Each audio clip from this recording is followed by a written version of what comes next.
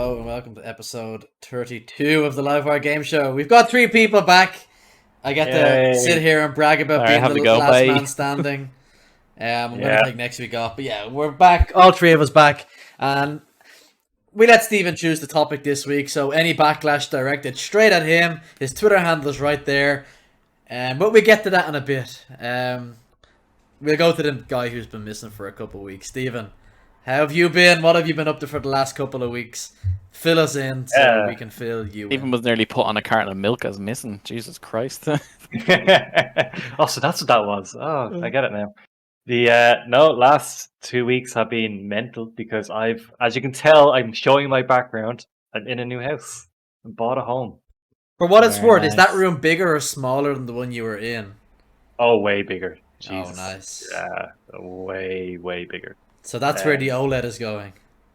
So the plan is where I am currently looking, the PC is going to be taken out and put into one of the spare rooms, and the OLED will be mounted to the wall. I'll have the PlayStation and Xbox underneath it, and behind me will be an L-shaped sofa bed, so I can lounge out. I can sleep down here if I get kicked out, you know. So where's the PC going to go? PC will probably travel between the two, so I'll have it up in the spare room for when I'm playing Destiny. But if I want to kick back and play something like Death Stranding at 4K 60, I'll bring the PC down, hook it to the OLED. Nice. Yeah. Where out of curiosity, seeing as you own this house rather than renting this house, and congratulations on that, by the way. Thank you. You're now an old man just like me. Where in relation to that room is the spare bedroom? I know where this is going. Is it directly above or is it halfway across? Could you wire the PC the whole way down? No, I couldn't. It's literally the opposite end of the house. Fair enough. But what I do have to buy a new house, so I have an NVIDIA Shield, and it has Game Stream, which works flawlessly. So nice. I can do that. But also, if anyone wants to donate a spare CPU and maybe a motherboard, I have parts to build the second PC that I've been on about for months that I could just use that then to game stream or use as a work PC. I can't donate, but for a decent sum. No, I'm joking. I'm not upgrading my PC. I can give you a GPU. I have a GPU. I have a 1080. I have that sorted. Where'd the 1080 come from? It's the one I had that I bought from you before I had the 3080. Fair enough. So then other than that, then I'm not going to say my other piece of news because it's not officially announced yet. Oh, okay. And on the off chance that someone that I work with watches it, it will go out. But anyway, the news that we already know about. Yeah. That you know about, yeah. I thought there was more news that we didn't know about. I was getting worried for a minute there. So this is the nursery. Well, I'm going to be gone for 9 months. No, you're going to be gone for 18 years. Yeah. Before anyone gets carried away, we're taking the piss. This isn't happening. No, definitely not. So between just moving house and the other thing, it's been mental. I literally came from work meetings all day into this. But look, I'm so tired. Yeah, I'm so tired. But it's so worth it to just kind of have your own space. And it was really hectic because we were told we'd be getting the keys. So the Friday before I disappeared from the podcast, we were told we'd be getting the keys on Monday or Tuesday. That didn't happen. Didn't get them Wednesday. Didn't get them Thursday. Can I take an educated guess on this? You got a text or a call at 4:45 on Friday? No, I called on Friday and said to my solicitor, we're moving out in 1 week's time. We need this weekend to move everything or we're fucked because I had lots of work meetings. I rang her at 1:15. At 1:45, the auctioneer rang me and said, congratulations are in order. We have the keys ready for you. Nice. God, and that whole weekend was spent just pulling things out, bringing them over. I literally only moved 5 minutes down the road, so it's grand. I could do loads of runs. I wasn't packing things and organizing. Yeah. Literally picked them up and dumped them into a truck and went. But still, from a Monday to a Friday, with no... It's ridiculous. And it's so stressful. We had the same. I say that because like we were like, oh, when are you getting the keys? We literally got a text at like 20 to 5 on a Friday. We're like, oh, can you get to the office by 5 o'clock? We're like, not really, no, but we managed it anyway. But it's ridiculous the way it works out like that. And it's everyone says it. It is so stressful, and it's so not worth it at the time because you just don't enjoy it. But having your own takes space away from now, the process, doesn't it? Yeah. But it is. Look, it's worth it in the end. But that stress really is. It really is worth awful. it. Yeah. It's so awful though. We kind of did it in a reel, and then we're kind of going off on a tangent from the podcast here, but because of the way we bought, like, we literally bought a house with 4 walls on it and nothing inside, and then had to knock one of the walls down. So like we bought our house in, I think it was July, and we didn't move in till the week before Christmas. Yeah. We got the keys in July and didn't move in because we literally had to do everything in this, get everything done in this house. So we didn't quite have to stress the way you had it. Ours was a total different kind of stress, and that it was like just everything had to be done to it. But look, it's worth it now. We're in, and it's great.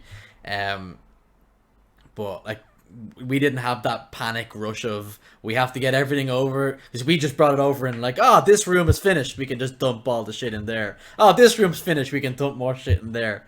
So it wasn't so bad, but because we were sorted out in the way we had accommodation for a few months.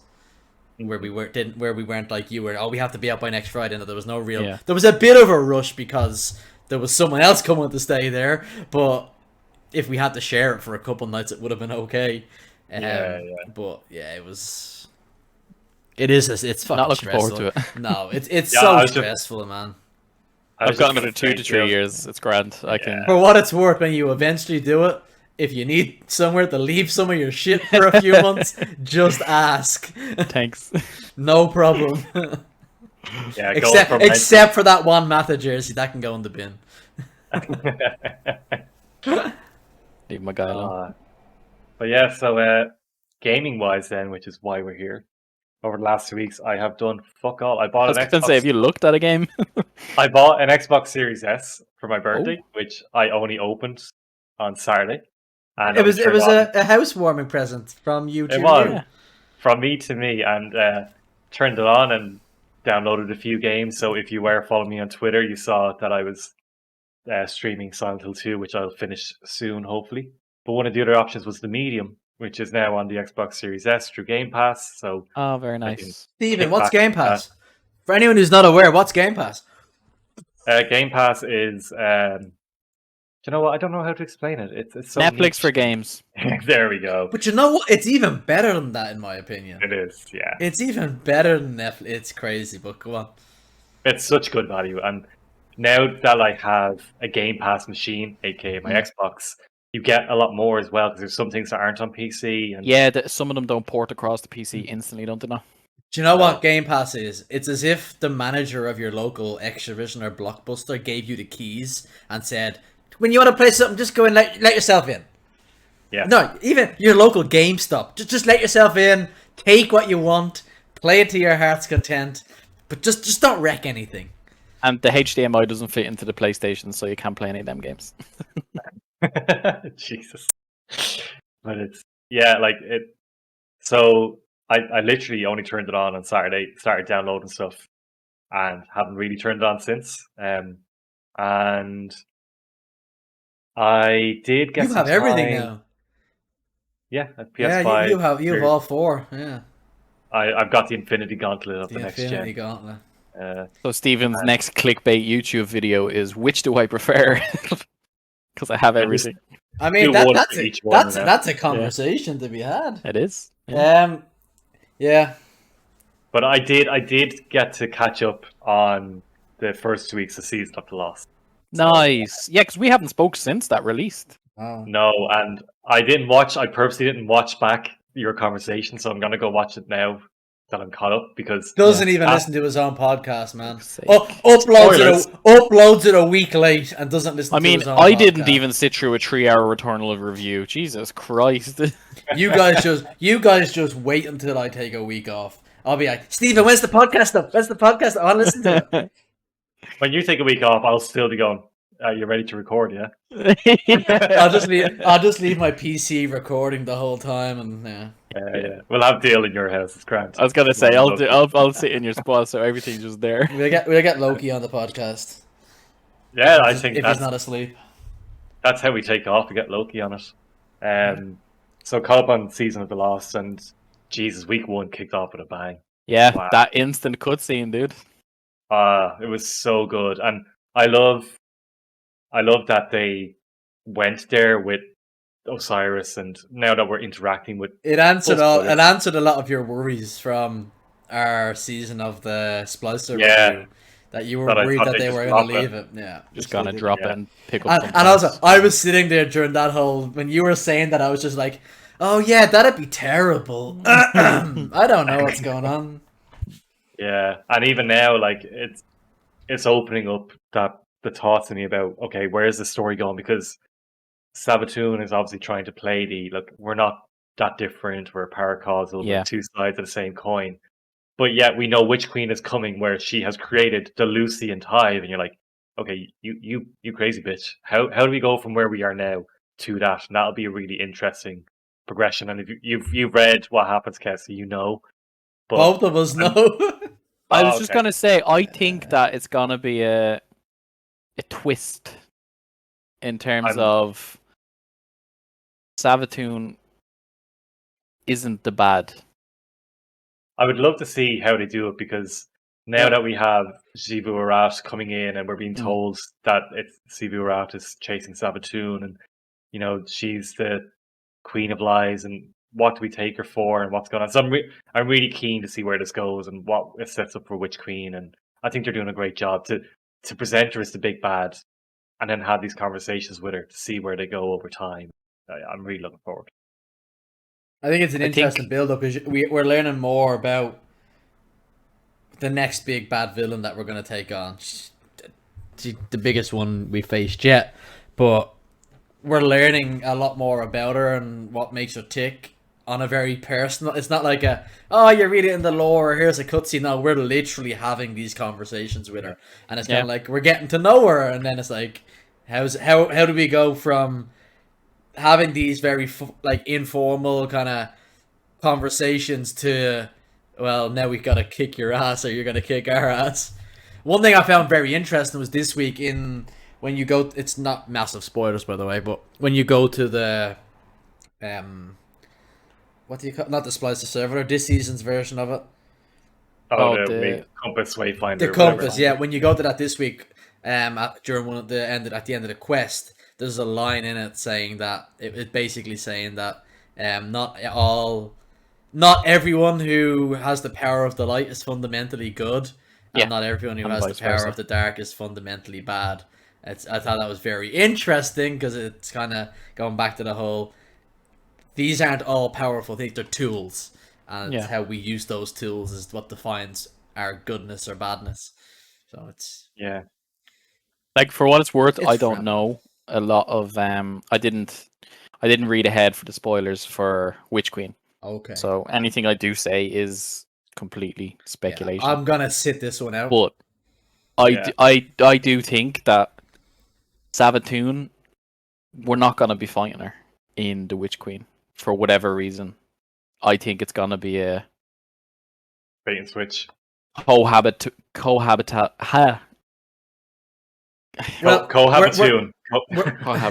We're definitely, like, whatever about the campaign. I don't know if we will be in the campaign. I assume we will in some. I think something's gonna happen at some stage where we will be fighting her. Yes. But then it is gonna be a turning point where it's like, hold on. Yeah. And then we're definitely not fighting Sabaton in the raid. That is confirmed outside of all the leaks. That is confirmed on the Bungie website. We are fighting an ancient being, or an ancient monster or something. In Sabaton's Throne World, there's one trap beneath it. It's most likely a worm god. If you read or the darkness. Yeah, an educated guess, it's a worm god. But that remains to be seen. But yeah, it's.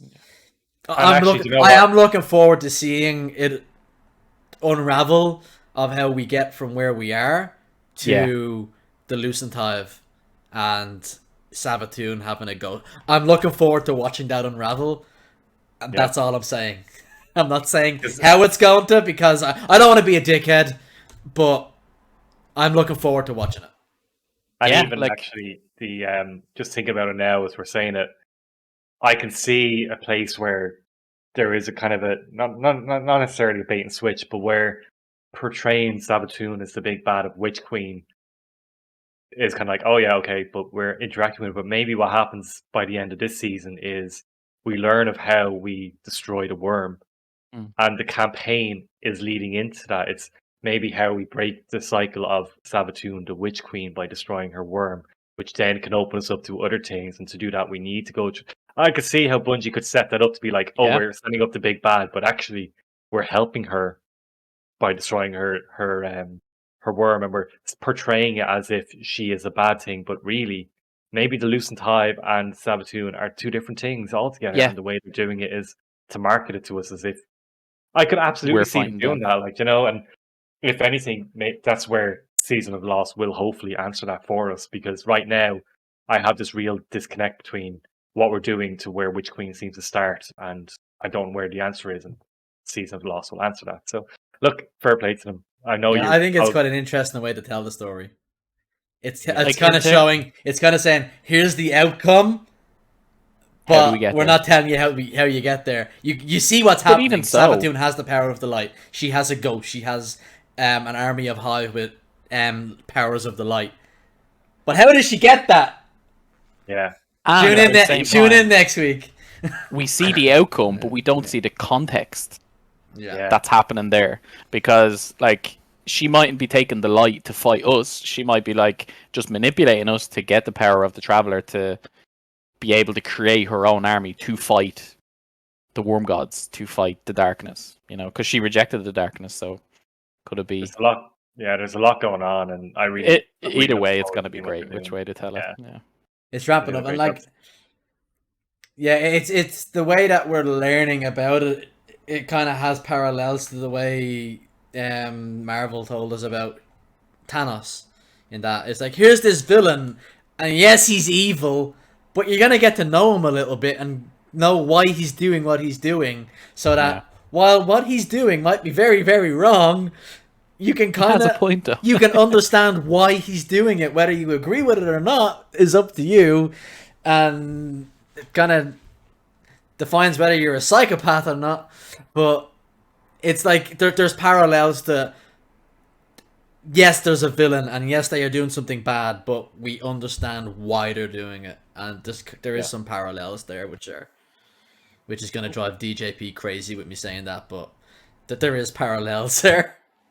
But there's a lot of pull on balance as well, which like really reminds me of Star Wars. Like they're really harping on with the light and the dark. So good versus evil, there can't be one without the other. It'll create an imbalance. So maybe it's kind of good chaos to have that, But just far away. You go deal with your own throne world shit. We'll stay here and be happy. What do you think of the seasonal activity and the seasonal mission, Stephen? The activity, it's not great. I'm not really. It's not so much Splicer, is it? No, the Splicer one was. I prefer it, the Splicer, because really, there's less. Like, it's you're doing the same sort of shit, but there's less running involved. I like shooting stuff in the face. If I wanted to run, I'd play PUBG. Yeah, no, it's fine. I really like the Shattered Realm. I think that's cool. Now, there's a lot of secrets in there that haven't been solved yet. Yeah, a lot of them.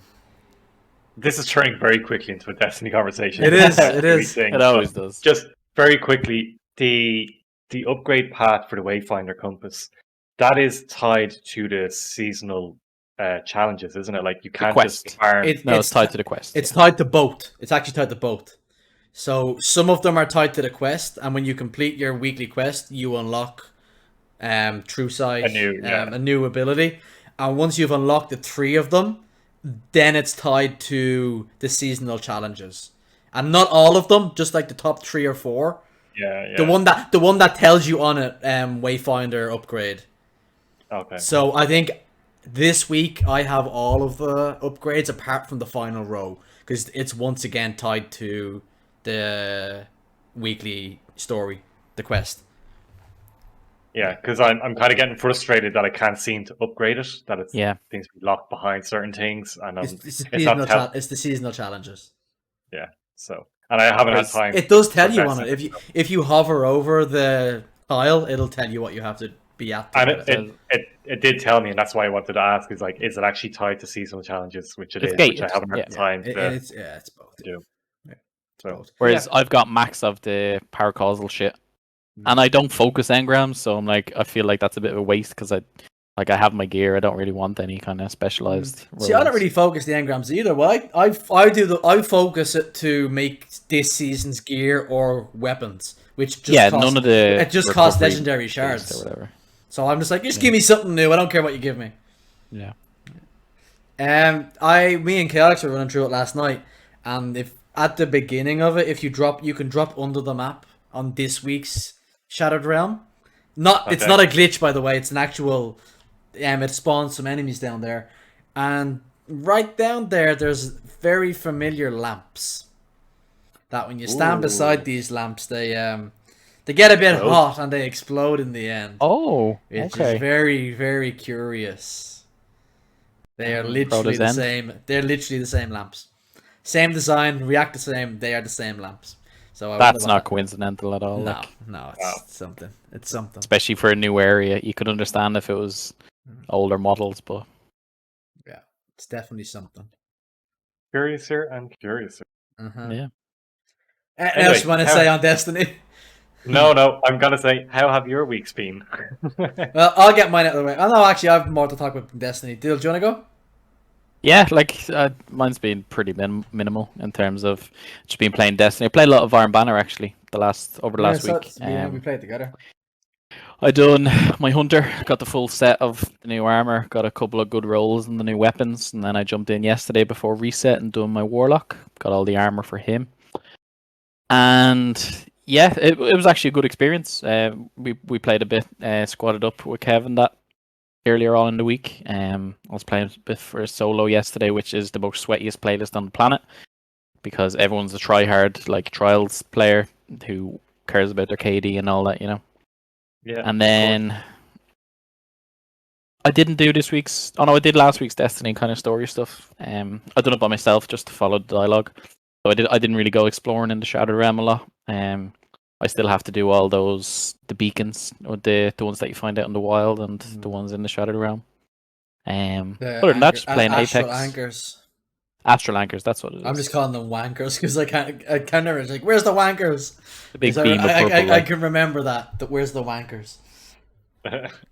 Yeah, I've just been playing Apex, doing a bit of ranked, playing with a few people. Went to the cinema on Monday, went to see Shang-Chi. It was really good. Deserves its 98% Rotten Tomatoes review. Wow. 9 out of 10, solid. Yeah, I've heard that across the board. I've heard that it's very good across the board.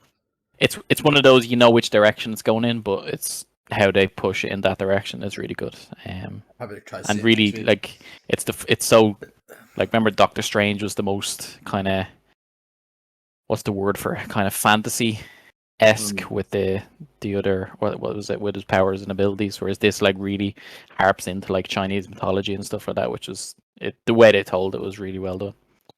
Other than that, just been reading, catching up my comics, reading some books, and just back in work. So getting to bed at 9 o'clock is proven fun because it's still fucking bright out. Jesus, yeah. Yeah. So yeah, that's been my week. What about you, Kev? The only game I've played is Destiny over the last couple of weeks. It's new season, so I kind of always. New season. You said this 3 weeks ago, so it's the first few weeks of a new season, so I always kind of deep dive on the first few weeks of a new season. There's nothing that hasn't been said by either of the two of you. It's been doing the seasonal missions, leveling up, doing our weekly raids, Iron Banner, whatever, playing a bit of Gambit, just whatever. But needs to be done. It's been getting done. Yeah, it's gonna be a long season. Like there was some points even this week where I was kind of like, I couldn't be bothered logging into play. Just because once you've done your weekly stuff, it's like, there's nothing to do. Yeah. And that's okay. That's okay. There's nothing to do at the moment. That's fine. Hopefully we get something in the next couple of weeks that, I don't know, just an exotic mission or something, exotic quest. Just something to keep it tide us over. Because it's still a long way out to December till we get that new dungeon.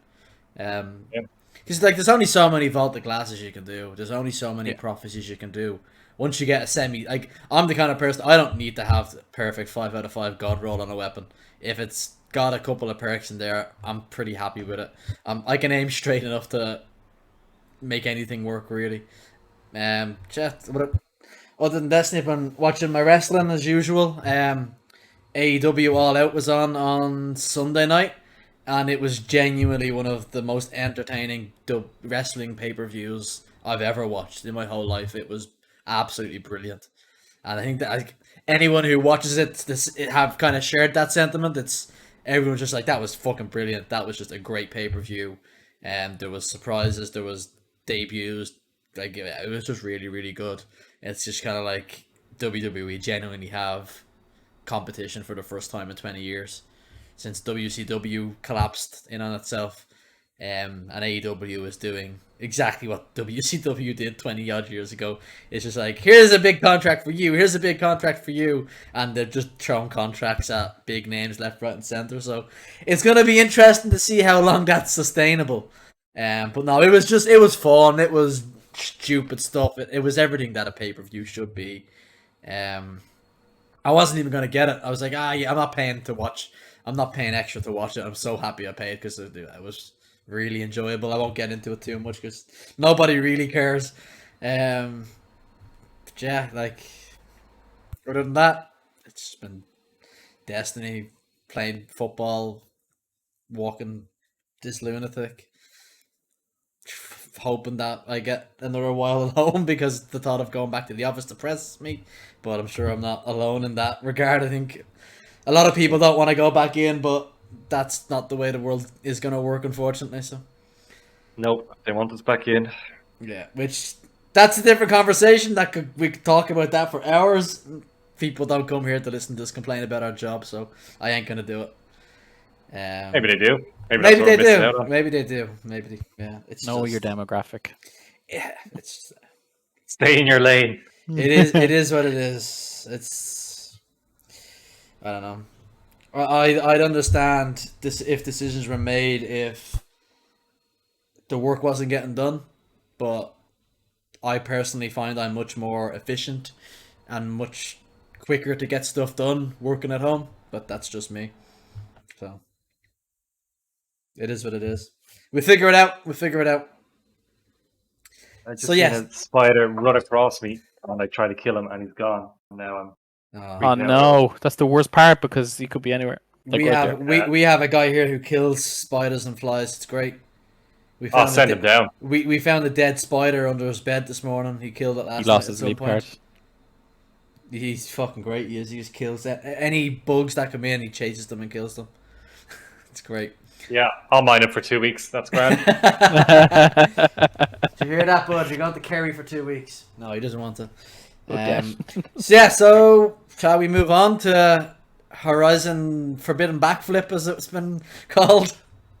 Horizon Forbidden Backflip. Jesus Christ. So I think, yeah, there's a bit of drama over the last couple of weeks where the pre-orders went live for one of PlayStation's flagship titles, Horizon Forbidden West, the sequel to the critically acclaimed Horizon Forbidden Dawn. Horizon Zero Dawn. Zero Dawn, sorry, yeah. Horizon Zero Dawn. What I found Zero Dawn, can confirm. Zero Dawn. What I found kind of wild about it is that, like, there's hypes for pre-orders going live now, which is kind of weird, but whatever. It's like, here's a pre-order going live trailer. It's like, oh, this is new. But I think there's probably 3 ways to approach the conversation. The first one is what actually happened. What did PlayStation do this time with the Horizon Forbidden West for pre-orders and editions? There's what they did, like what they've done since to fix it, and then there's also looking at like the different the different editions for games, so the way that games launched, and the way that the upgrade paths were for them, and the way that the upgrade paths are going to be for games in the future, specifically on PlayStation. Because I know Far Cry 6 said there's no charge to upgrade. Good old Ubisoft, right? But yeah, there's kind of 3 conversations to be had within the bigger picture. And just to go back, because I've completely butchered it, it's Horizon Forbidden West fiasco, what happened, what they've done to fix it, and the different upgrade paths, i.e. the launch title upgrade path and the future upgrade paths for games. I think that's probably the 3 ways, in my head anyway, if you have anything else to add to it. And then after all that, we're also going to chat about our guilty habits of pre-ordering games, or how we like to buy games, or anything like that.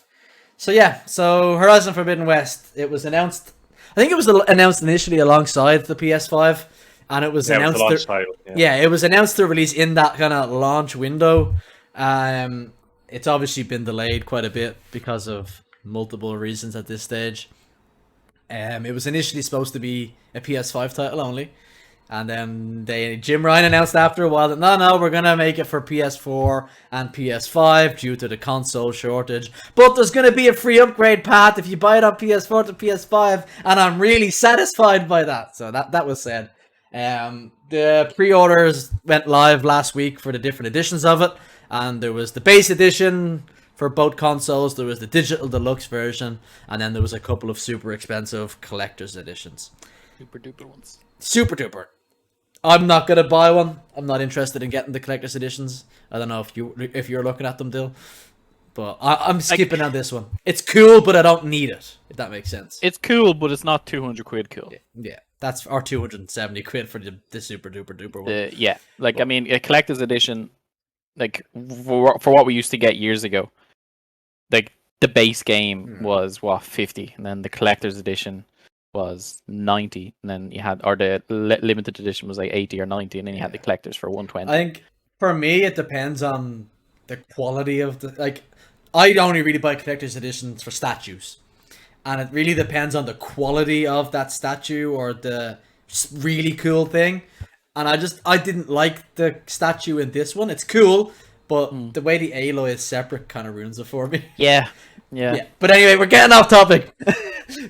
So the problem here was that if you bought the base game for PS4 or for PS5 for that matter, you didn't have an upgrade or a downgrade path to play it on the other console.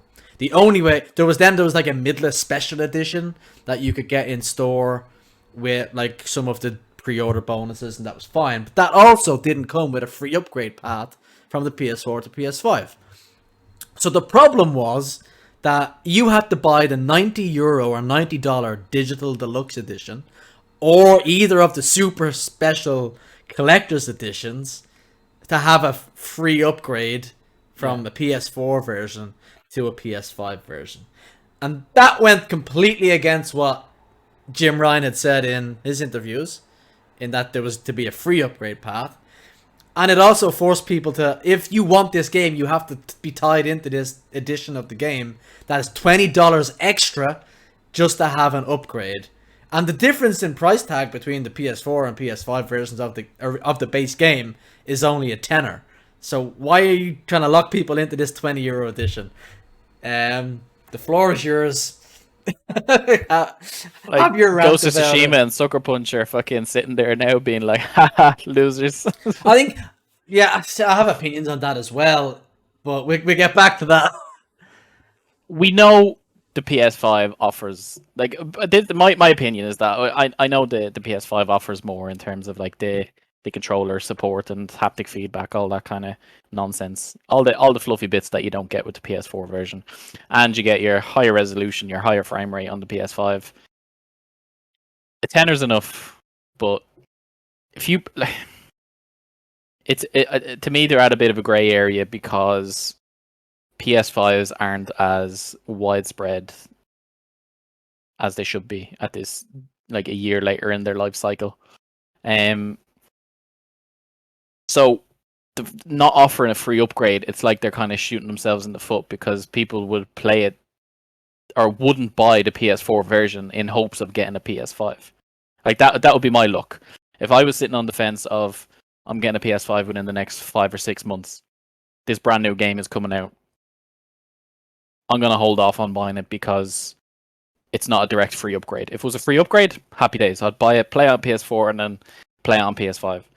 But the fact that they're charging, or you could only get the free upgrade with the collector's edition, which locking something like that as an exclusive to this is digital content, like that's not the way to do it. But to me, that would damage their sales for the PS4 version, or just in general their launch sales. Like their numbers to me would be way down simply because people like me would not purchase it on the last gen if they were upgrading, which a lot of people are. Like the hype is there for the PS5. It's just in terms of it's not being produced fast enough. Like you see it when they go live at 4 o'clock, they're sold out by 4:01. So I don't know. That's just my opinion on it. I wouldn't 359. Yeah, I wouldn't be buying something that I knew for I could buy for an extra tenner straight out. Like like you said, it's only a tenner difference in the PS4 to PS5. So why would you? I don't understand why you do that, but that's just me. Yeah, when I saw this, I got pissed off because of the whole marketing behind it, as in like, this was gonna be a free upgrade, and then it's not anymore because it's technically not in the launch period, and people trying to justify that as a loophole. And it's like, no, Yeah, you need to call out Sony on their bullshit. It's like they blatantly lied to you. I what I got really pissed off about is not just people defending it, people being flat out wrong and trying to interpret the sense like, oh, but they're two different sentences. Like, he clearly references the two games, Miles Morales and Horizon Forbidden West, and then in the next sentence then says these games. Again, that clause is linked to those games. Like, he is blatantly lying and just trying to say, oh, but it's not the same sentence and it's not the same clause. Like, you're fucking wrong. Yeah. Go learn your English, all right? That's what kind of annoyed me, was the defending of it. Yeah. Yeah, like, okay, so I have a variety of opinions around this, and I think the first conversation that can be had is, are PS5 games worth 80 quid? Because that's what the standard is now. They're 79.99 in Ireland compared to PS4 games, which were 69.99, and PS3 games, which are 59.99. So every year, that's not true. There were 49. There wasn't a price increase in a long, long time. No, I worked in game, and we went from the PS2, PS3 games being 49.99 into in Ireland there was, but in other places there wasn't really. There might have been, but it did go from like 49.99 to 59.99, 69, now 79. So we also had that mid console cycle of 74.99. Don't forget that one. Yeah. The Call of Duty's trying to throw it out. It was the sugar tax. Got it. Yeah.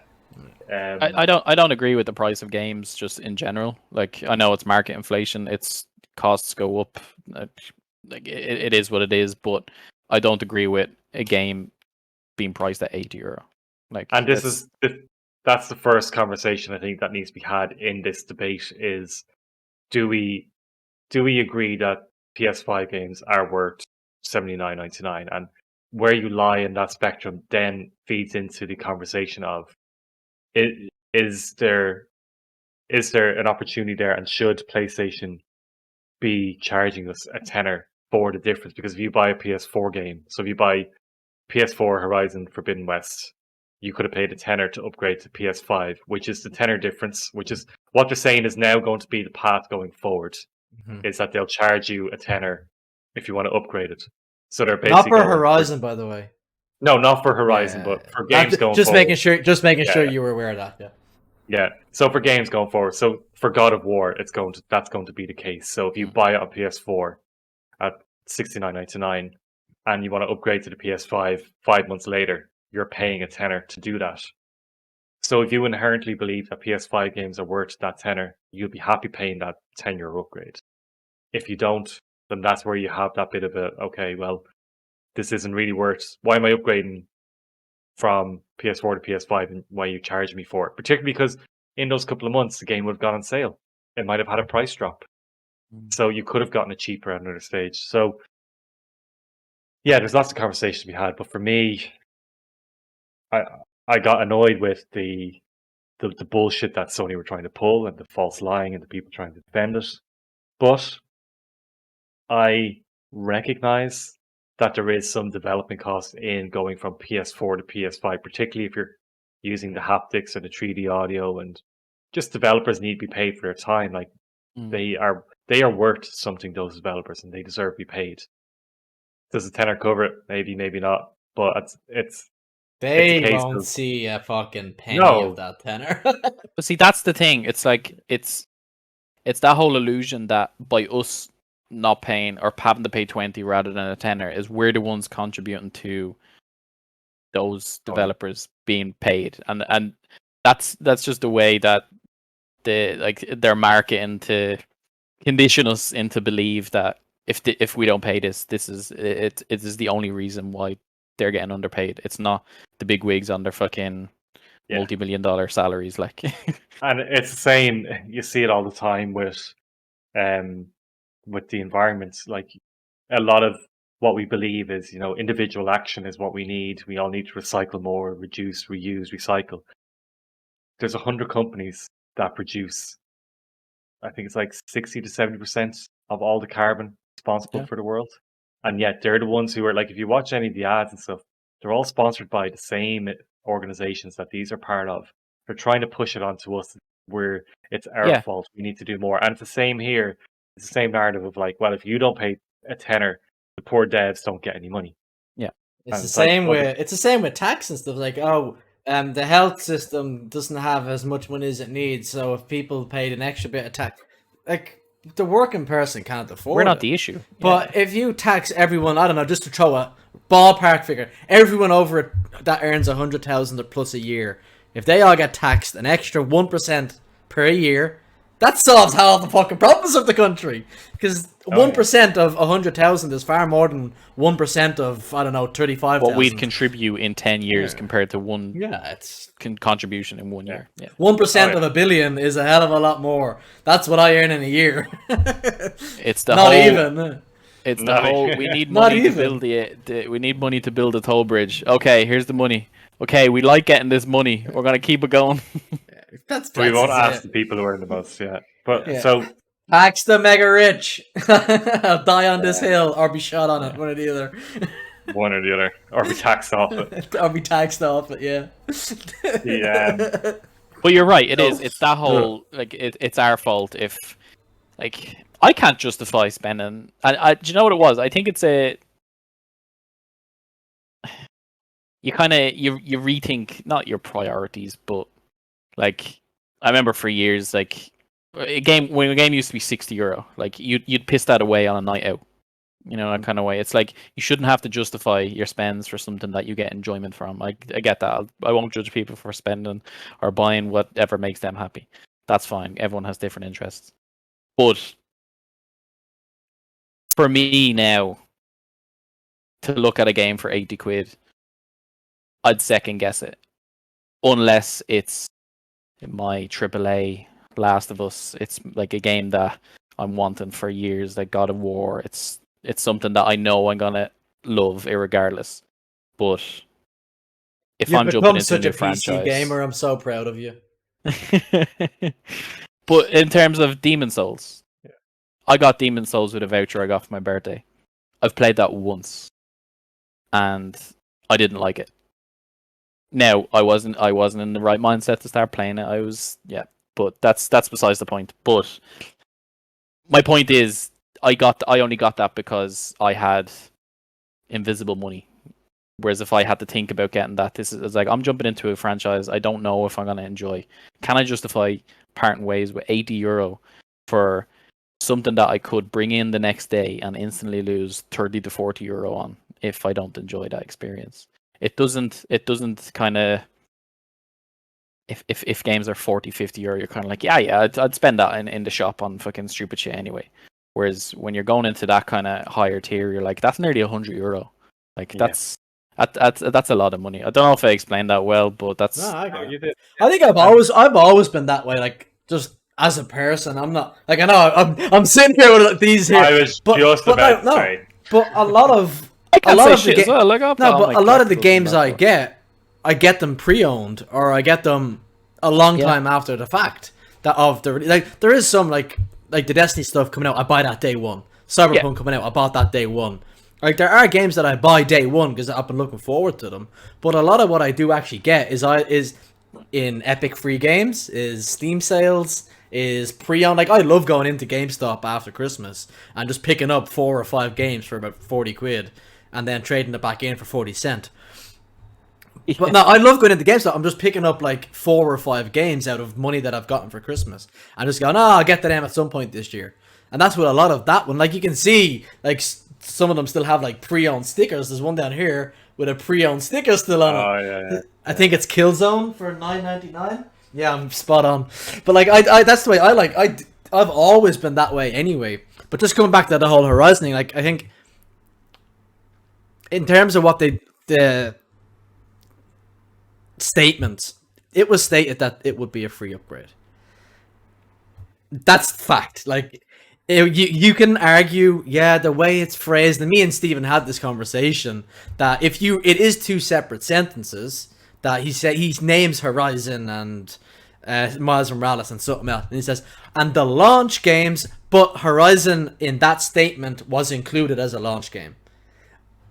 So, but I think that might have been the way that they were looking at. Oh, we can get around it because he didn't. No, fuck that shit.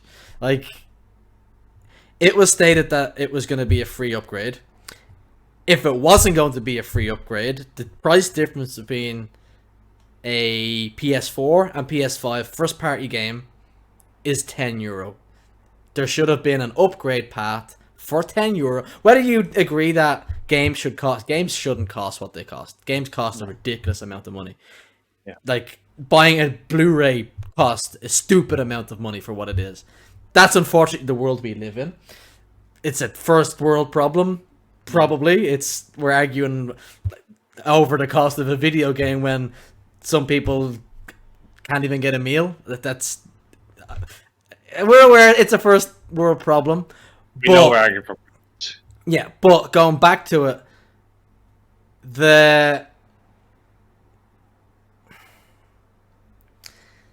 it should never have been locked into a digital deluxe edition that costs 20 or 30 quid more than the PS4 version is going to cost, because you're forcing people into making a purchase they may not have wanted to purchase to save themselves money in the long run that they may never play. They may, like, if it was me, if I owned a PS4 now and did not get it. By the way, that's another point. We're arguing against this from PS5 owners' point of view. This does not affect us. Yeah. This doesn't affect us. It literally has no bearing. I'm never going to play it on a PS4 because I own a PS5, but I still think it's fucking bullshit. But to lock it into that for something that they may never play, if they play it on PS4 and finish it, by the time they get a PS5 in 6 months or a year or whenever, they may never care to fucking play it on the PS5 version. Yeah. So it should have been. It was shady. It was a shady tactic to try to get an extra few quid out of people, and it should never have happened. And thankfully, the decision was reversed. And it's funny that, like, we saw this, like, Kev, you and I called this out with the Ghost of Tsushima director's cut, where we said charging for a PS5 exclusive upgrade path when it was, like, you can upgrade the PS4 to PS5 for free, but then with the director's cut, that was taken away, and you're paying an extra tenner for PS5 features. Yeah. So now we can even see where PlayStation were going with this, in that they were charging 20 to 30 euro to upgrade from PS4 to PS5 if you bought the deluxe edition, which goes against their original €10 statement. But we can now see the value they're putting that. PS5 features are tenner. The game upgrade is 20. They could have gone at this and said it's €30 to upgrade. Fuck it, it would have cost you 80 quid otherwise. Or they could have gone, well, you buy the PS5 version, you get the PS4 version bundled in it, and you just have to pay the extra tenner, which also would have been a bit scummy. But just, Stephen, you mentioned Ghost of Tsushima there. I still don't like that Ghost of Tsushima had that €10 upgrade, and that's to somebody who thinks that Ghost of Tsushima was a lot of Game of the Years for 2020. 100% it was. Ghost of Tsushima, the director's cut, it was a DLC. It wasn't. You're paying the extra tenner for a DLC. So in terms of percentages, it's worth that. You're telling me that the upgrade for that is worth more than the upgrade for Horizon, because the actual cost of Horizon on PS4 is whatever, 70 quid, 10 quid upgrade. This is a €20 DLC that has a €10 upgrade tied to it. But the reason I don't like it, whatever about that argument, it was a PS4 game that released for the PS4 before the PS5 was a thing. So I dislike that they're charging for an upgrade to the PS5 on a game that was a PS4 game. I understand that now that the PS5 is out, and they'll say, well, PS4 is worth 70 quid, PS5 is worth 80 quid. If you want that upgrade path, it's a tenner.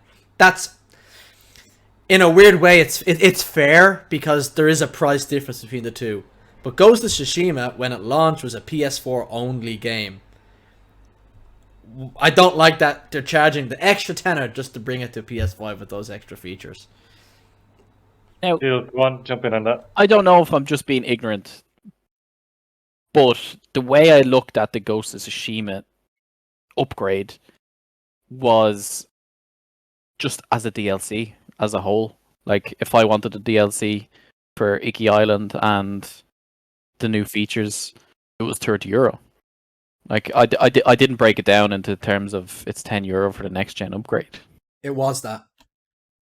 Because the PS4 version cost 20 quid.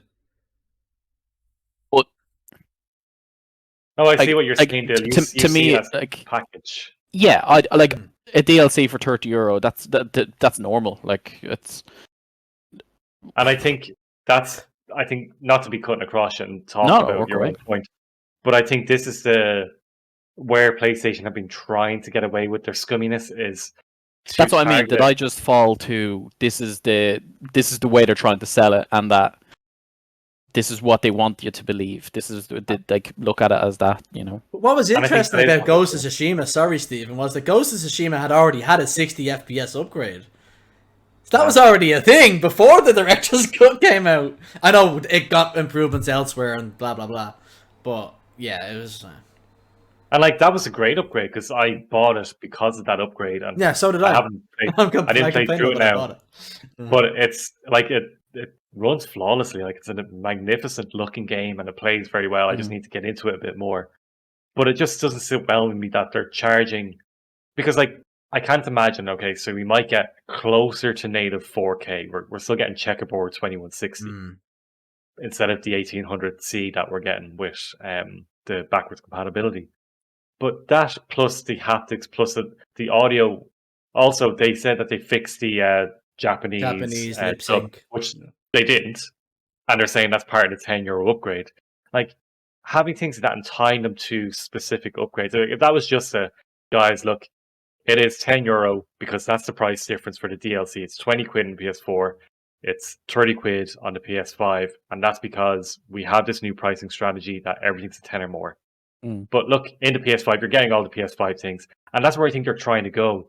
But it's so toxic that they're doing it, and that they essentially are gatekeeping PS5 features behind a tenner, and that to me just doesn't really sit well. And now what we're seeing them do is say the upgrade path for everything going forward is €10. Yeah, for PS4 to PS5. And that sure as hell better include PS5 standard features like haptics and 3D audio. Because if they start then charging separately for that, which is where I think Ghost of Tsushima was doing, and I think where the whole Horizon being €30 more for collectors is their pricing strategy is features of the PS5 are a tenner, the game is 20, together that's 30 quid. I think that's where they were trying to go with this, and they got caught. Thankfully, they've been caught, and people weren't happy about it. Like, everybody with a fucking brain in their head called it out, and I think it took about 16 hours for them to do a backflip on it. Which I'm not gonna say well done because whatever, but well done to the people who voiced their opinion. Like, from a business standpoint, I understand the €10 upgrade. I wish it wasn't a thing, but I understand it, and I can reason with it, because a PS4 game costs X amount, a PS5 game costs X amount plus 10. So to charge for that upgrade, I get it. Whether I like it or not. But it's kind of funny that the way to buy Horizon for PS5 is to actually just buy the PS4 version. Yeah. Yeah. Go into GameStop, buy the PS4 version, put it in your PS5, and the only thing you miss out from is the white label around your case.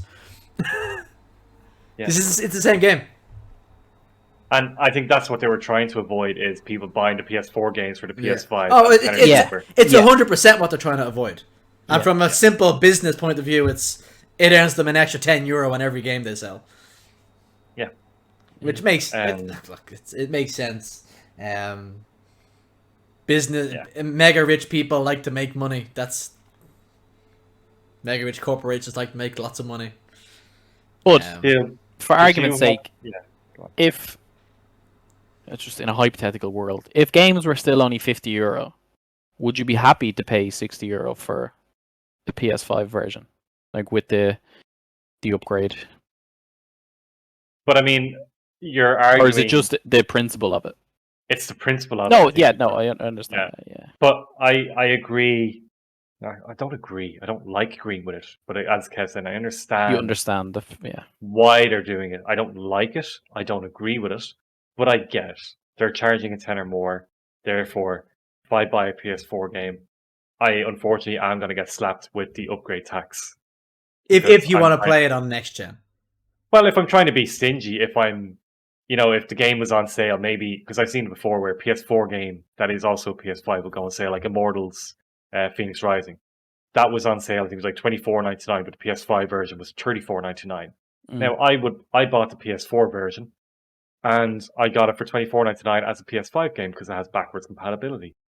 But now they're trying to say, well, actually, you have to pay that extra tenner. It doesn't matter that you got it at whatever price. We're hitting you with an upgrade tax. I think where I draw the line with it is transparency. Them saying, and they got caught red-handed with Horizon, and they actually backtracked further than I thought they would. I thought they'd backtrack to you can get a £10 upgrade, and I think people would have gone, yeah, that's okay. We accept that because that's what the rest are.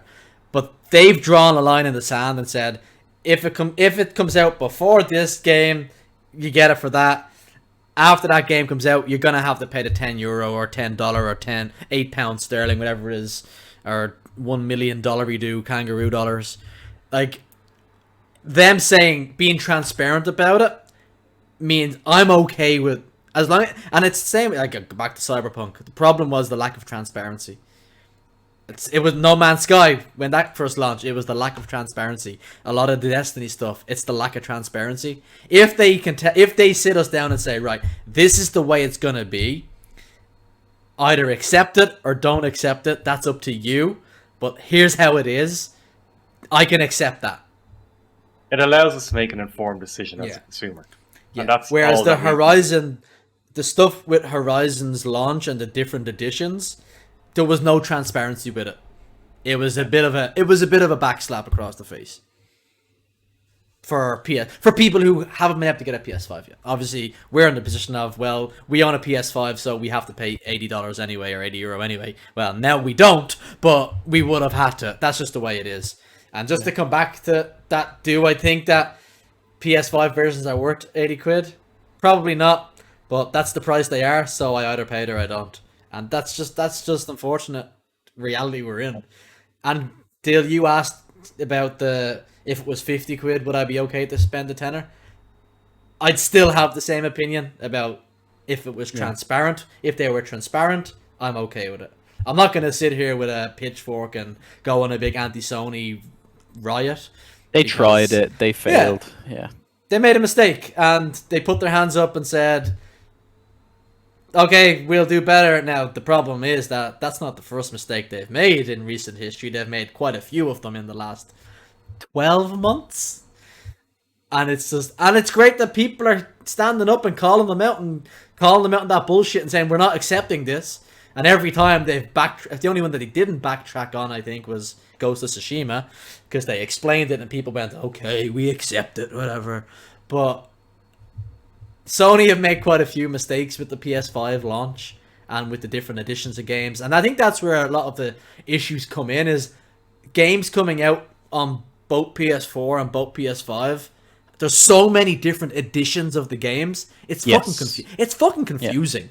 And maybe I'm just getting a bit older, but I feel so sorry for poor middle-aged mother bringing 10-year-old Johnny, or your mom bringing your son. Congratulations, Dill, you've got a child now. Your mom bringing your little brother into GameStop, and him saying, I can get this one, or this one, or this one, or this one, or this one, and it's all the same game, and she goes, which one do I fucking buy?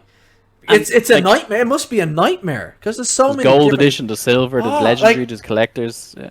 And in the end, poor Mammy and Daddy are the ones who get stung with it, because they don't want to buy the wrong edition, so they end up buying the most expensive edition for the child, and now they have to eat fucking ham sandwiches for fucking Christmas dinner. Nothing wrong with a cooked ham sandwich, by the way. No, I was just gonna say. Another thing that annoys me is like with the what are they called, the extra editions, like digital content. Sorry, Loki. That like for Horizon you get an outfit or whatever. Anything I earn in game is just gonna replace that straight away. Like I'm not a big fan of just exclusive digital content. I like my collectibles. I like when there was that. Here's your standard edition. Here's your collector's edition. You know, that kind of way. Anything in my chair. Yeah, I really don't like. I haven't bought a collector's edition in years because I just don't like the digital content that goes with it.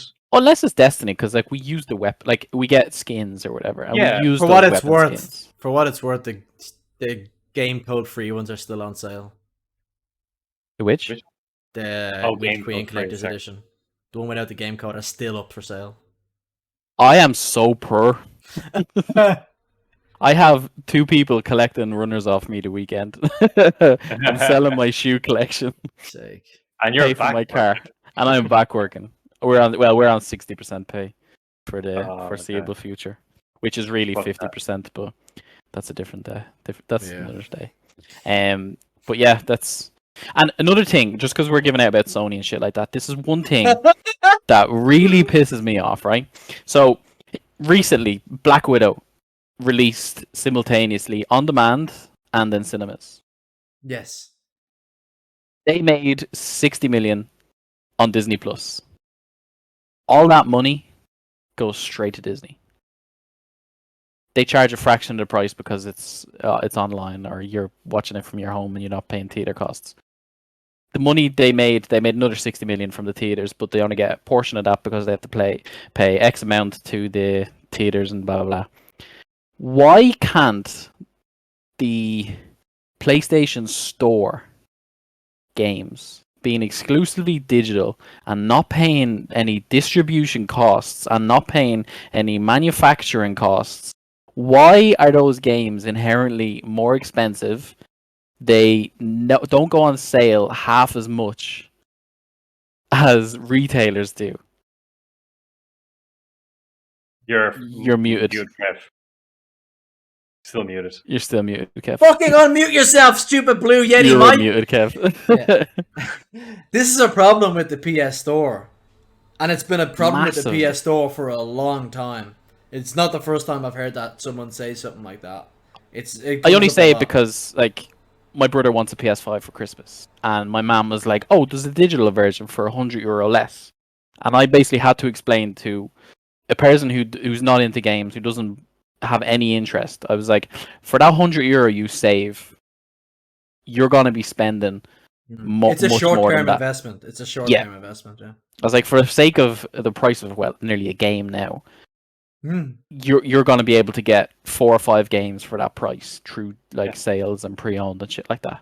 Whereas to sell a digital edition of a console, to me, is very scummy when you know you're still selling FIFA fucking 14 for 60 quid. Unless you have a game subscription service that completely circumvents all those problems for just €15 a month. But even Microsoft do that as well, where like the Microsoft Store, the games are still full price. Yeah, like I don't understand it. I really, I'm fully on this one with you, Dill. I fucking hate that I think so it's the one defense for GameStops is that it's still better value to a physical buyer for games and it's actually the big defense of the Epic Game Store and Steam in that they have sales on constantly. Like Kraut was like last week saying, "Oh, Kev, Devil May Cry's on sale. You said you wanted to get it." I was like, "Yeah, it's on sale, but it's been on sale at that price multiple times. I'm waiting for a sale to buy that game." I was like, "But it's only £15." I'm like, No. I'm waiting for a fucking sale to get that, and I will get it when it's under a tenner because that's a sale." But yeah, and I think that's the big thing with Steam is that there's always a sale on. It may not be the game you want, but there'll be something that you can get on sale. And PS and Xbox just don't do that. Your best option is honestly GameStop or a pre-owned game store. You can get lucky. Well, this is the thing. I think I think it's just the PS5 because it's early in the cycle. But pre-owned games now, like they're a tenner they're off. dearer than what's on the shelf sometimes. Yeah. You know, it's like crazy. Godfall in GameStop was €50 on the shelf, and pre-owned it was 60. It's like where's the like? That's the hint to not buy that game. Yeah. Yeah. If you want to try it out, I'll have it here. I think just this. We'll pull it back in a bit because we've gone a bit off topic a little bit on Horizon. So after all that, they made the decision. They got called out on it. Everyone with a check mark beside their name who was involved in gaming kind of called Sony out on this. Everyone with a brain without one that wasn't a fucking Sony shield, and even a few Sony shields called them out on this as well.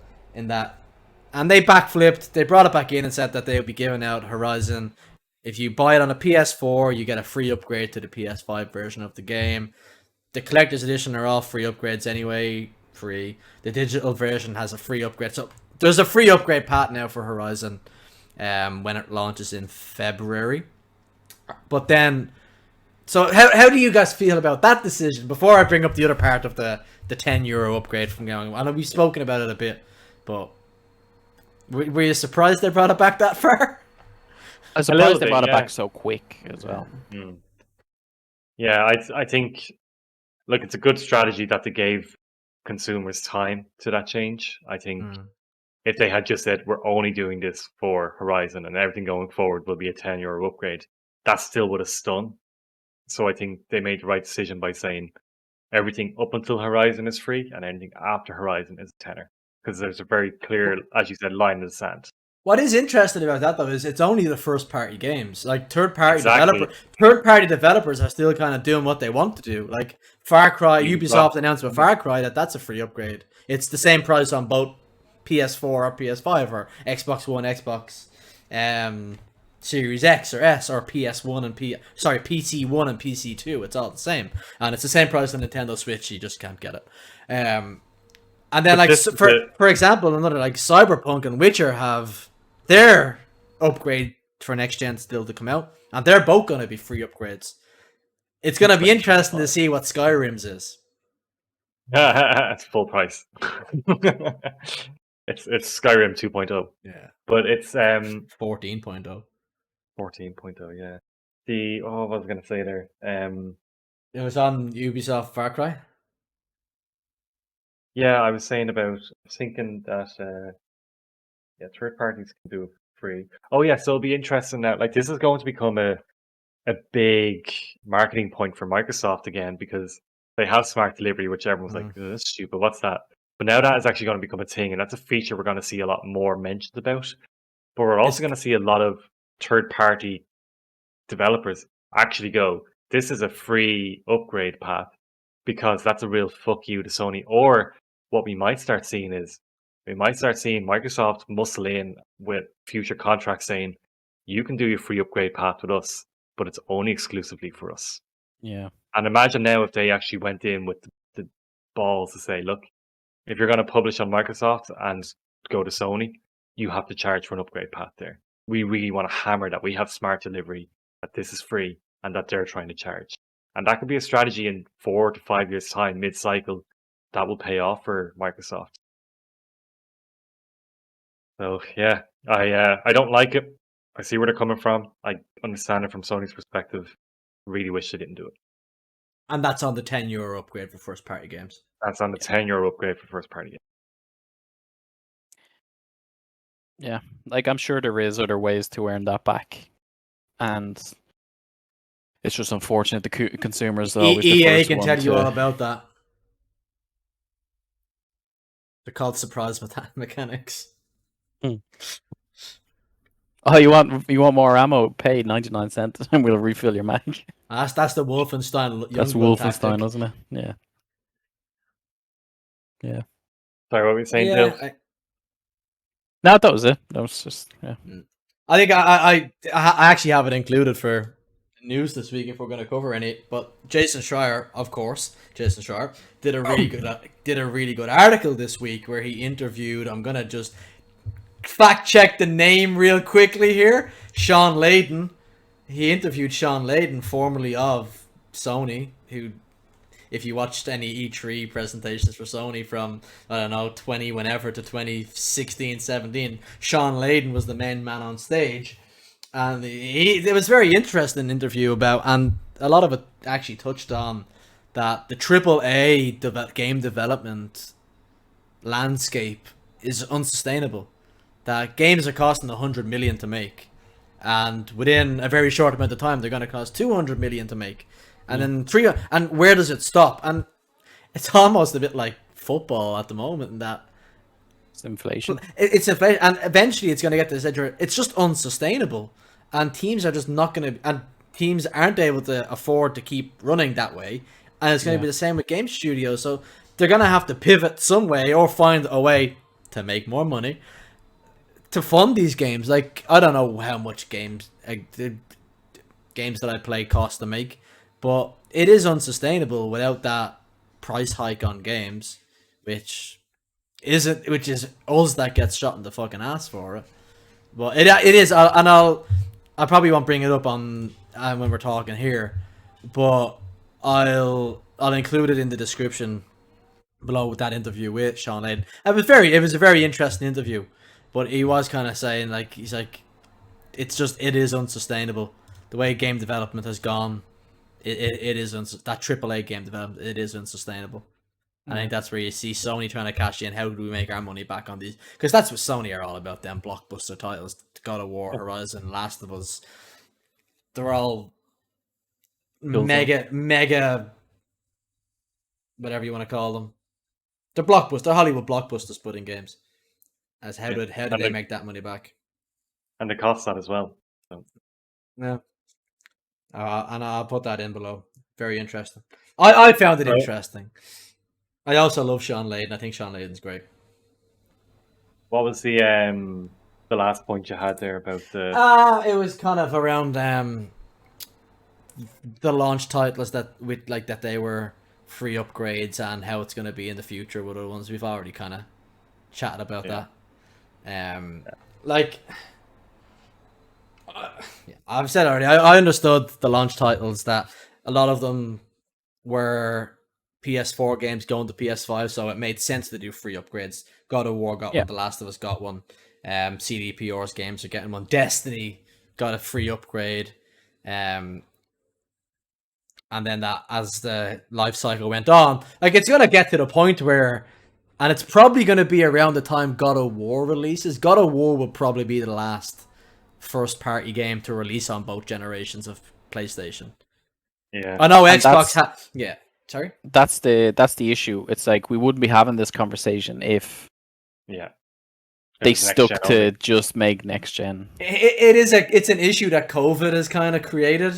It's a byproduct of the pandemic and also of the console shortage, which is probably also a byproduct of the pandemic. But I know Toshiba came out the other day saying that not all customers are going to be satisfied until 2023 potentially. So the console shortage isn't gonna end, and this is like just, I don't know how many PS5s have been sold. It's probably 20 million plus already. Like, it's not a small number, but how can you satisfy everybody? And like, I think it's... No, go on. No, go on. I was going to move back onto the other point. Sorry. I was just saying, like, without sounding too blunt, it's like, it's not our fault the pandemic hit. No. We shouldn't be the ones to fund a multi-million-dollar company to be able to sustain the production of these titles to forward it onto next-gen consoles for our consumption again. So, it's yeah. It's the same thing going on in work at the moment. Like, there's talks of layoffs and cutbacks and pay freezes, everything to like we're on 60% pay until the foreseeable future, and there's talks that 2024 is going to be the thing. But why should a person who's like breaking even be the one to suffer for the sake of, don't want to say mismanagement, but a pandemic is out of the blue, but capitalism, multi-million dollar companies struggling to sustain themselves, and let's pick on the bottom feeders, you know. Yes. I don't understand it, but yeah, but like, that's how my little brain works. To play devil's advocate, and I'm fully aware that the thing I'm about to say is a total devil's advocate thing to say. What if we reframe the way we look at these titles from that they don't cost €10 to upgrade, but it costs €10 less so that PS4 owners can get them? Because that's what God of War and Horizon weren't originally supposed to come to PS4. That's fact. And they're now coming to PS4 because of the pandemic. There was a decision made to release these titles on past generation consoles, for better or for worse. And they're costing the same price as the PS4 consoles. And I'm struggling to keep a straight face to getting through all this, because I'm aware it's complete bullshit what I'm saying. But what if it is a positive thing that PS4 people who haven't been able to get a PS5 can play those games, which it is positive they can play it, but when they do get that then they have to pay the rest of the money to get that game. But you see, the problem with that whole argument is you're assuming in that instance that it was developed for the PS4. So what they're doing then is, if they're developing exclusively for PS5, and you're saying, oh, for a tenner less they get the PS4 version, you're effectively saying that any development that goes into the PS4 is worth negative €10, but actually they're putting more effort in to port it back to a PS4. Yeah. So that increases development costs. So why is the PS4 version not €10 more or on par with the PS5? Because they actually put in effort to bring it there. So that should really be the argument, is for PS4 owners to play it. It costs these developers time and money that they weren't expecting to do. So hey, it's going to cost you a tenner more, but you get to play it. So there's the positive. So in that argument, should the PS4 version just be packaged with the PS5 game? I think that's what they should have done. I think if they were going to charge, if their plan is to charge more for it, then in this case, just say you buy the PS5 version and you get a digital download for the PS4. Yeah, exactly. Yeah, you get your digital download for the PS4, which if you have a PS4, there you go, and you can use your PS5 app. Or just be Xbox and be sound. And just do smart delivery instead. Yeah. It's interesting. Like, it is a very temporary problem. Like, it's not going to be a problem for forever. Like, once Horizon comes out, that's free now. Once God of War comes out, what other big PS exclusives are coming? PS first party games are coming that will match this. It's coming to both PS4, PS5. Like, not a lot are going to. But that's in the time frame that this, like you said, is temporary. I think they are the only first party titles that will have this issue, you know.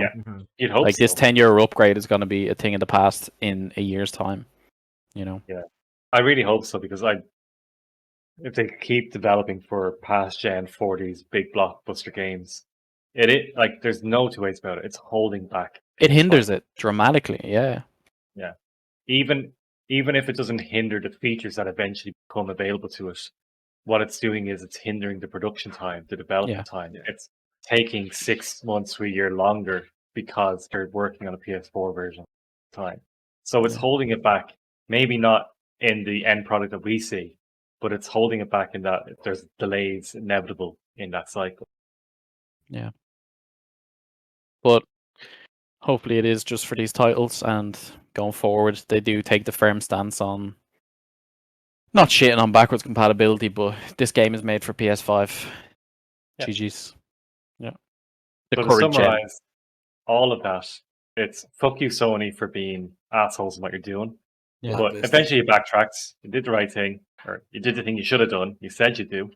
And yeah, we'll move forward and hopefully never see a cross-gen first-party game after God of War. Yeah.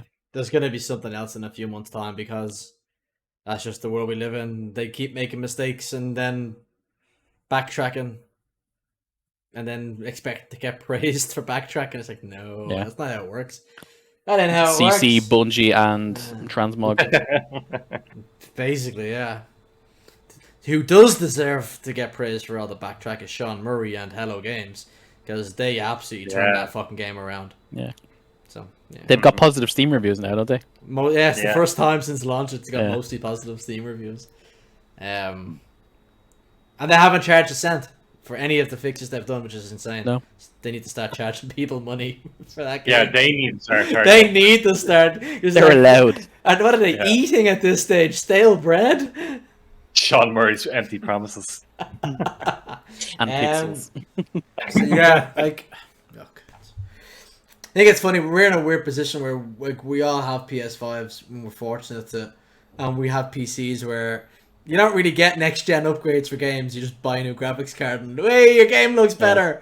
Go on to Nexus mods and download something. So yeah, it's a weird one. It's a real unique issue with this generation. We never had this issue before. It was just Well, it happened with PS3 to PS4 where you could get the free upgrade. But I remember it not being a massive issue, but that you could do it because the PS4 wouldn't read PS3 discs. Yeah. You didn't have that issue, but there were still like the free upgrade cycles. You could upgrade if you wanted to. Yeah. But it was it wasn't as big. This is the first year it's become a really prominent feature. It's a weird one for me because I generally only play games once. Like if I played True Horizon Forbidden West on PS4, for example, I wouldn't turn around in 6 months and go, "Oh, it looks better on my PS5. I'm going to play it again now." Like, it's not something I generally do with games, so it's especially with story-driven games like that. Yeah.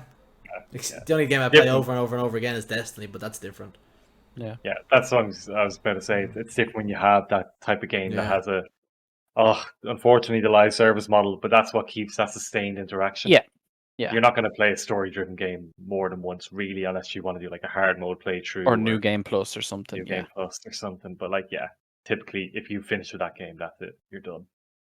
And that I it's just because I'm the same, and I don't tend to revisit games. It's when I do see people doing it, it not weirds me out, but I'm kind of like what? Why? You've played, the culmination, the story. Like, why? I know someone who plays the original Final Fantasy VII once a year, every year. Seriously? Yeah. Now that's which, by the way, it's on PS Now, Dill. You get to play the original on PS Now. Do you know what I was recommended by one of Kathy's friends? Final Fantasy X. Yes, fully agree. Yeah, absolutely. Yeah, so that's added to my list now. It'll be on PS. It'll be on PS Now in 3 months, I think. 4 months. I don't know. Yeah, it will be. Then I realized I looked into it and it was PS2. Yep. But it got upgraded. You don't play old shit. You hate playing old games. I hate playing old shit. But old movies. Yeah. Upgraded. Fine. Old movies are fine. I like the Raimi trilogy.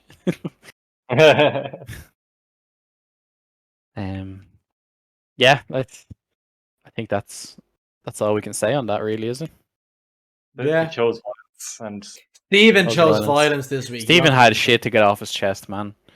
Stephen's about to jump on top of that ladder and fucking 5-star frog splash Sony. Frogger. Yeah. No, look, I think it was a bullshit move. I think the people defending it really need to look at themselves and just recognize how much of a fucking moron that they are. And look, So they were defending Sony, and Sony basically went, "No, fuck you. We were wrong. Even you're wrong." Yeah. People get weird with defending companies. I don't really understand it.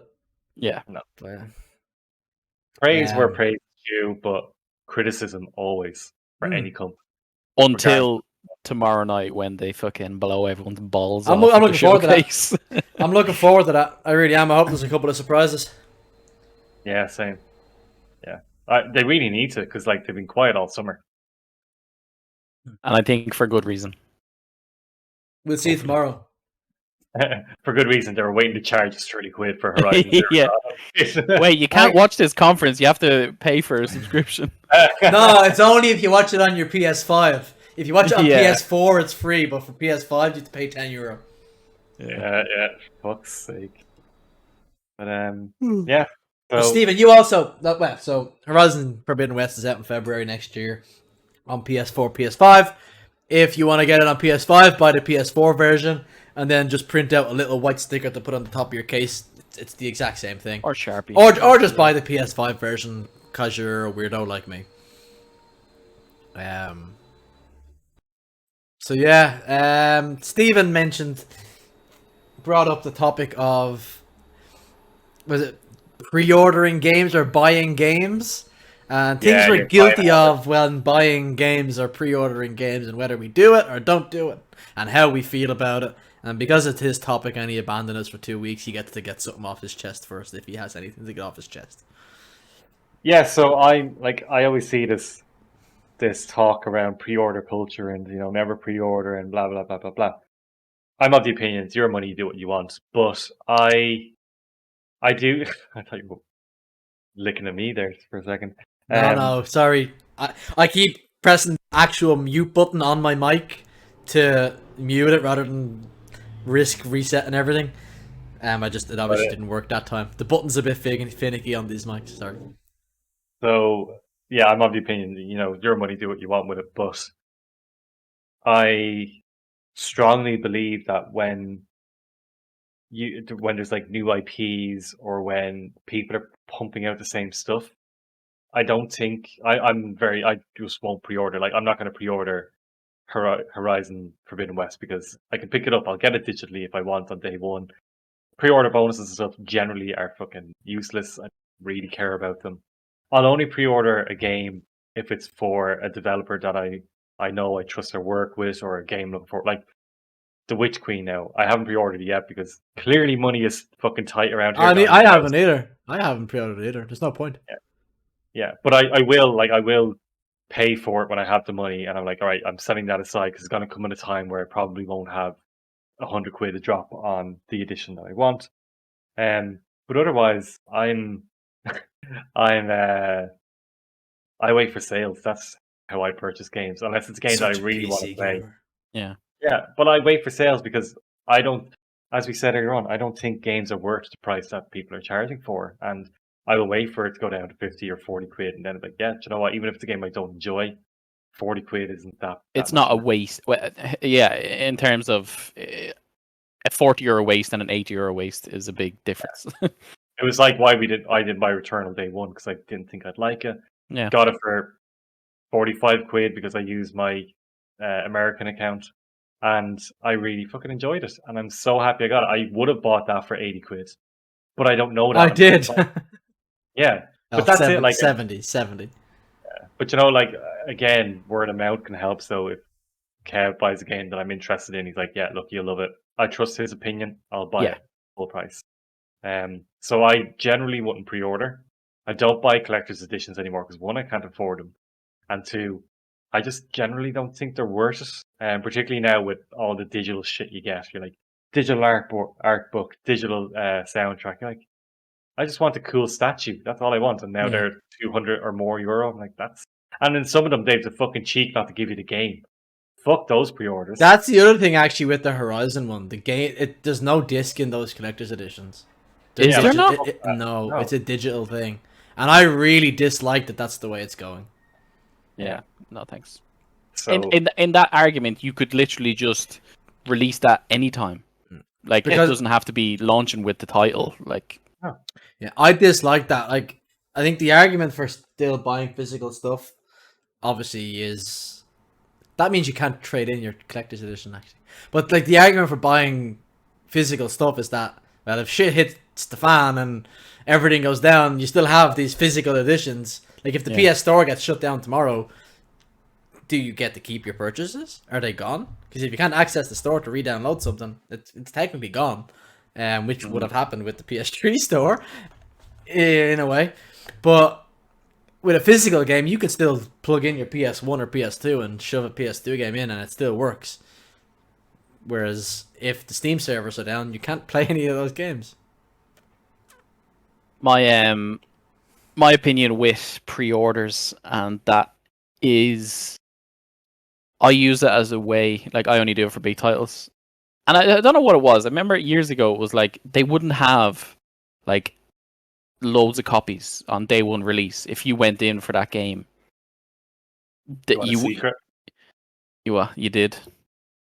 So the way it worked was, we would always tell you pre-order to guarantee your copy, because what happens is when we get pre-orders, we get sent the exact amount of pre-orders, and then about 10% of whatever our pre-order capacity is. So for things like Call of Duty, we would have got more because we knew they'd sell. But if 200 people pre-ordered, we would get about 20 extra copies. But with something like that, we got more. So typically, in the smaller stores, you get maybe like 5 copies of a game, and then as you sell them, you get more.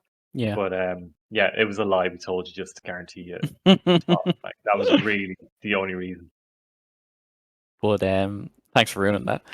Welcome. But the only way I look at it, GameStop employee, by the way. With the likes of The Last of Us, and it's how I kind of justify collector's editions, is the ability to pay it off over a couple of months. So you know Last of Us is coming out. You know the collector's edition was what, 180 quid or something like that. €20 over 6 or 7 months isn't as drastic as going over and handing in near 200 quid. That's the way I look at it, and that's my mentality around pre-ordering. Is if like I pre-ordered Guardians of the Galaxy because I want that day one, and it's like October's only next month. I don't think I'll be in a position to be able to just pay that out €80, but I've already got that half paid off, so it alleviates that pressure straight away, which is why I don't like the way websites and stuff don't offer that. Like if you want to pre-order something on GameStop, the pandemic really fucked that up. Yeah, like you can't just go on and pre-order, pay your deposit of €5 or €10 or whatever. You have to pay the full price. Yeah, and fuck Sony and Microsoft for that as well, by the way. Yeah. You can't pre-order immediate payment and no refund. Fuck that policy. No refund. Don't GameStop take a certain amount on the website? I think they take on the website for pre-orders you have to pay the full price now. You used to be able to pay €5. Oh, you used to be it used to be that installment of €5 and then you can pay the rest in store. Well, thank God that wasn't a thing when Cyberpunk's one went live. And actually, Smiths are really good. In Smiths, you pre-order and they just hold your card details and you pay on the day if you go in to get it. Like you don't. Yeah. They're really good for that for their website. So yeah. But actually, I never thought of it that way, Dill, as using it as your payment installment. So that's like I know you could easily just take that money and save it over a couple of months, but if you're out in the shop center or whatever, it's like I'm gonna put a tenner off this or I have an extra, I'm gonna go in and like physically doing that and knowing that you can walk in and release day and there you go, it's in your hand. That's fair. What I like to do actually. Really so like, I used to pre-order a lot when I was younger. I pre-ordered like the the deluxe version of games, for a lot of stuff. I kind of went away from it. Like, I pre-order collector's editions that I really want. I like getting collector's editions. I like having statues. There's quite a few here. I like having a statue, and I generally only get a collector's edition if there is a statue, like the recent Destiny ones with the bag and that. I had no interest in it. I didn't care for it because it was shit in my opinion. If you bought it, that's fine. I'm not saying you're an idiot, but you are. But like if it's something like the Cyberpunk one, I obviously pre-ordered that. I've pre-ordered the Witch Queen collector's edition without the game code because I really want it. But that's like buying out off the Bungie store. You buy it a few months in advance and then they send it out to you. Like at the moment, I think I've pre-ordered the 2 Pokemon games, Shining Diamond and Brilliant Pearl, or whichever way around it is. I pre-ordered that because there's an edition you can get both of the games in one box, and it literally saves you like 30-40 quid. It's dumb as fuck. Instead of paying 2 lots of 70 quid, I think it's 110 or something for the 2 of them in a box. So that's a smart pre-order in my opinion. But like, if I am pre-ordering something, I only really pre-order like if I want to guarantee Horizon Forbidden West, if I want to guarantee a physical copy on day one, I'll go into GameStop about a week beforehand, or a week and a half, 2 weeks beforehand, pre-order it then, and then I'll have my guaranteed copy on day one. Whereas I wouldn't pre-order it now in like months in advance. Like, or you go into the shop and say, Stephen fucking told me you've got loads out the back. Go out and get me one. Yeah, but I wouldn't pre-order something months and months in advance, because we live in a world of fucking game delays that happen constantly, and there's lack of transparency, or they announce a new edition for it. But yeah, if it's a collector's edition that I really want, I've no problem. Whereas that's one that's annoyed me, because the Destiny collector's edition, like, that's an amazing collector's edition. But why can't that be done in installments? Why can't that be pre-ordered now and pay on release? You know, that kind of way. Like Smiths, they hold your card details and you pay when you get that product. It's a pity that Bungie have gone away from the physical ones in stores. That's another thing. GameStop, they wouldn't get it. Like, up to Shadowkeep, they got it. Like, I got mine in was it Shadowkeep or before that? One or the other. Shadowkeep had it, I think. Yeah, and it's like Shadowkeep. I think you got off the store. No, Shadowkeep I did get off the store. It was the one before it. I go up to Taken King and stuff like that. Forsaken. Probably. But Forsaken. Yeah, like, that's to me, that's I won't have a collector's edition of my favorite game simply because I hadn't got X amount of time or on a specific date, whereas it doesn't come out for another 6 months, 5 or 6 months. That will be easily attainable over that amount of time. But yeah, that's just how it is. So yeah. I think pre-ordering stuff, like pre-ordering the new Assassin's Creed and new Call of Duty 6 or 7 months in advance, it's kind of silly. Like, you're giving GameStop money. Like, there's no guarantee that GameStop is going to be a thing in a year's time. So that's kind of why I've moved away from it. Like, obviously, if there's a console, a new PlayStation 6 is coming out, I'm going to throw a few quid off that months in advance. Because if you don't, you're waiting months and months and months to get one. But, like, there's no guarantee. And that's why I was really, when the pandemic kicked off last year, I was really concerned that GameStop wasn't going to be a thing come last Christmas when Cyberpunk came out. Because I had that pre-order on that collector's edition. It was costing a fortune, no doubt about it. But I really, really wanted it. Because it was a game I'd been waiting for fucking years, 7-8 years. So I had no problem pre-order that. I was kind of nervous, but there's no guarantee that GameStop is going to be in Ireland in a year's time. Like, they probably will, but like the 2 closest stores to me have closed in the last year and a bit. So now I have to go further afield, and there's no guarantees that's going to be there in 6 months' time. So that's why I don't like pre-ordering months in advance, because, well, A, you're only really helping GameStop and their figures, and B, there's no point. There's no guarantee that it'll be there. So I like to go in a couple of weeks beforehand, do a quick pre-order then, and then whatever. Or if it's a new game releasing on Steam, I'll buy it a few days before it releases. Just because, you know, like Kena is coming to Epic in a week and a half's time, or to the PS Store. I'll buy that 2 days before or 3 days before, and can get the download and have it ready to go on midnight launch or whenever it launches. But one thing I'm fully in support of, and everyone should do it: independent games you're interested in, add them to your fucking wish list on Steam. It helps out the developers. Do it. If you like a game, you like the look of it, just add it to your wish list. That helps. It's something so small. It's a click of a button. It's literally one left click. Just do it. Add it to your wish list, because it really does, and it helps the developers. So do that. Do that. Fine. That's your piece of advice for the week. That's my Kev talk. Yeah. Kev talk. Thanks for coming through my Kev talk. All right, will we wrap it up with that then, or did you have news you wanted to go through, Kev? No, I kind of touched on the big one. Like the one I want to talk about was that that article with Jason Schreier and Sean Layden. It was interesting. I enjoyed it. It was short, but there was a couple of good points in there. The other news that we kind of Alan Wake remaster was leaked, and it was actually it was actually real this time. I just clicked on the wrong thing. It was actually real this time, and I'm assuming that'll be shown off tomorrow at the PlayStation conference. What time is that at actually? Is it 9 p.m.? Or 9, yeah. I think it was 9. I had it last week. 9 p.m. I'm looking forward to it.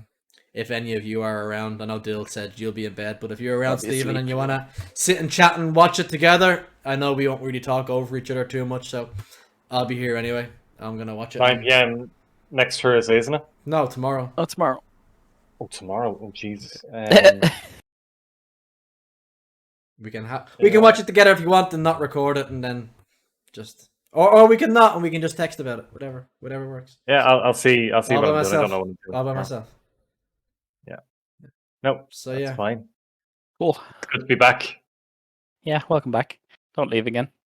It's gonna be interesting to see what happens over the next while with Dill been back on earlys in work, with Steven starting a new job, and with me probably going back into the office pretty soon. It's gonna be difficult to figure out time, so we'll get it done. We'll figure it out. We might actually get it down to like a half hour or 40-minute, podcast. I can only dream, Stephen. I can only dream. Because you'll be so fucking tired, right? I actually really have to go. I thank you. I have to go feed the dog and then walk the dog, and then I don't know what I'll do after that. Thank you. If you watched it, thank you. If you're watching the PS showcase tomorrow night, enjoy it. See you next week. Yeah. See you next week, probably for something.